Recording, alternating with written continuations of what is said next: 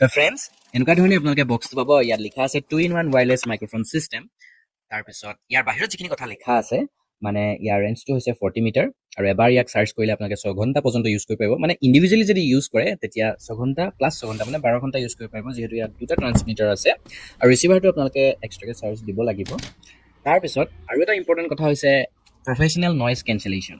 গতিকে ই বহুত ধুনীয়াকৈ কাম কৰে, সেইটো আমি এতিয়া চাম, বাহিৰত টেষ্ট কৰি চাম।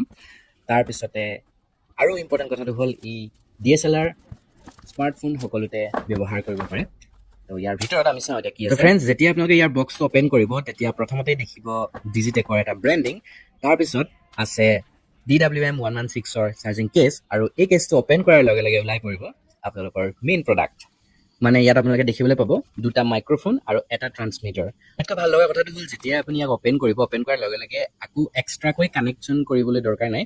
অপেন কৰাৰ লগে লগে ই অট'মেটিক কানেক্ট হৈ যায় মাইক্ৰফোনৰ লগত।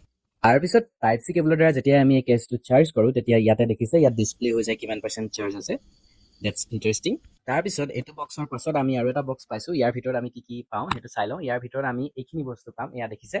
তো প্ৰথমতে আমি পালোঁ এডাল DSLR লগত কানেক্ট কৰিবৰ কাৰণে দিছে। তাৰপিছতে পালোঁ এইকেইটা ক্লিপ, মানে আপোনালোকে কলাৰত এনেকৈ এই ক্লিপকেইটা লগাব পাৰে। তাৰপিছত পাইছোঁ এই দুটা OTG, মানে ইয়াত আপোনালোকে এণ্ড্ৰইড আইফোনৰ লগত কানেক্ট কৰিব পাৰে, দুটা দিয়া হৈছে। তাৰপিছত পাইছোঁ এই দুটা উইণ্ডশ্বিল্ড, মানে বতাহত আমি ইউজ কৰিব পাৰোঁ ধুনীয়াকৈ। আৰু এইডাল হৈ গ'ল টাইপ চি কেবল।